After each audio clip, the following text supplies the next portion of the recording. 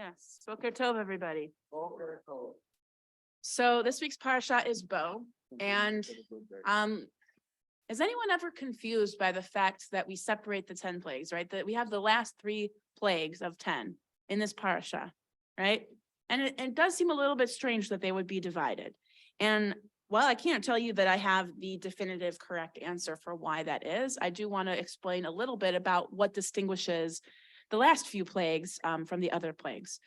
So the first few plagues were a show of God's supremacy over the Egyptian gods, right? And then the next few plagues after that in the middle were more about the separation of the peoples, when we begin to see that these plagues are only affecting the Egyptians and not the Israelites.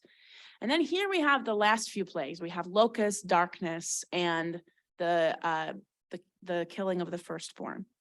So these plagues are devastating. I mean, all of the plagues are very, very strong and definitely affecting the daily lives of all the Egyptians. And you know, the Israelites who were there also were affected by the plagues. And of course, if you see your neighbors suffering like that, you're still going to be affected, right?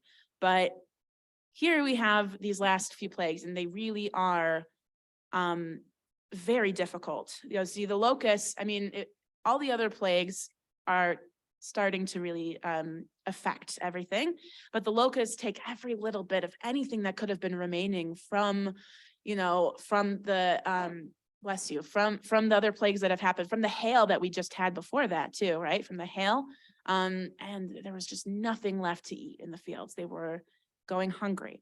And then the darkness, and they say that the darkness was so intense you couldn't see your own hand inches in front of your face for the Egyptians. For the Israelites, they still had light. Light would only work for the Israelites during that plague. And then, of course, the plague of the firstborn affects every household who didn't have the offering at the door with the blood on the door. So these are far-reaching consequences that are devastating. And finally, Pharaoh begins to see that it's not sustainable to keep the Israelites in slavery in Egypt, and he has to let them go. And it's worth mentioning also that the plague of the firstborn would have affected Pharaoh too. But of course, if Pharaoh had died during that plague, then it would be a restart because it would be all over again with the next Pharaoh. So Pharaoh wasn't affected, but his family and his house was affected by that plague. So I guess it comes to thinking, why these 3 plagues? So I've explained the devastation that happens and the fact that they are so much more severe. You know, I want us to think about the fact that we don't want things to get to that point. We don't want things to get so devastating by the time we realize we need to relent on something. Sometimes we hold so tightly to something, it feels like our own hearts are being hardened, right? But if we think about the Passover Seder, right, this is the moment we take the drops of wine out of our cups, because we don't take any happiness in the fact that the Egyptians suffered in Egypt before we were set free. We don't take any pleasure in that, right? Though we don't drink from that wine, we leave those untouched. And so I think it's worth thinking about the fact that even though we know these miracles were wrought on our behalf, we don't want suffering to also be on our behalf.